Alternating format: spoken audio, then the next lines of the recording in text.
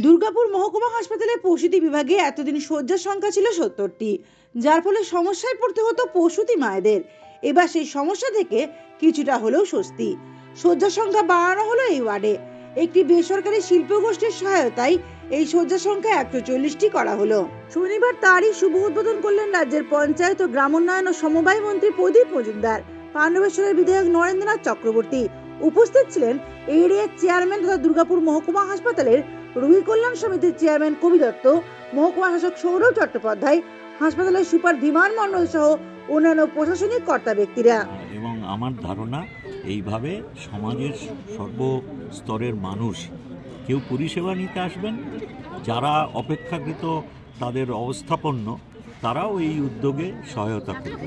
এটি হচ্ছে সুষ্ঠু সমাজের লক্ষ্য। এই দিন একই সাথে মহিলা বিভাগের সম্প্রসারণ ও সংস্কারের শিলান্যাসও করা হয়। একটি বেসরকারি শিল্প সংস্থার হাত ধরে এই সংস্কার ও সম্প্রসারণের কাজে এগিয়ে যাবে এমনটাই জানানো হয় ওই শিল্প গোষ্ঠীর পক্ষ থেকে। দুজন করে থাকে, এখন মেঝেতেও শুয়ে থাকে, ওইটাকে যদি রেনোভেট করে কিছু বেড বানানো যায়, তো এই ব্যাপারে আমি তখন ইনিশিয়েটিভ নিয়ে এই সোশ্যাল एक्टिविटी मैटरनिटी वार्ड जो है जितना जल्दी ये कंप्लीट करेंगे, सेम्को इंडिया जो है कॉन्ट्रैक्टर वो करेंगे। और ये हमको आशीर्वाद मिला मिनिस्टर साहब बप्पादा का, तो हम इसको कंप्लीट करना चाहते हैं जितना जल्दी। হাসপাতালের পরিষেবা এখন অনেকটাই উন্নত হয়েছে। আগামী কয়েক মাসের মধ্যে জেলা হাসপাতালগুলির মতো এই হাসপাতালেও ব্লাড সেপারেশন ইউনিট চালু করা হবে বলে আশাবাদী এরিয়ার চেয়ারম্যান তথা দুর্গাপুর মহকুমা হাসপাতালের রোগী কল্যাণ সমিতির চেয়ারম্যান কবি দত্ত।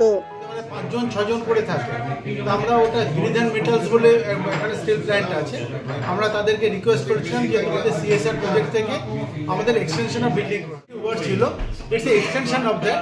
যার সময় অনেক সময় বাচ্চাদের তো ধরো নানা রকম ইনফেকশাস কিছু হতে পারে, তাই জন্য তাদেরকে এখানে সেপারেট রাখার জন্য এই ইউনিটটা তৈরি করা। ওই ওয়ার্ডটা যেটা প্র্যাকটিক্যালি খুব বড় ডিস্ট্রিক্ট হসপিটাল ছাড়া হয় না, বললে কয়েক মাসের মধ্যে আমরা ওটা হয়তো ব্লাড সেপারেশন ইউনিটটা হয়ে যাবে। I am very hopeful. ধীরে ধীরে দুর্গাপুর মহকুমা হাসপাতালের ছবিটা পাল্টাচ্ছে।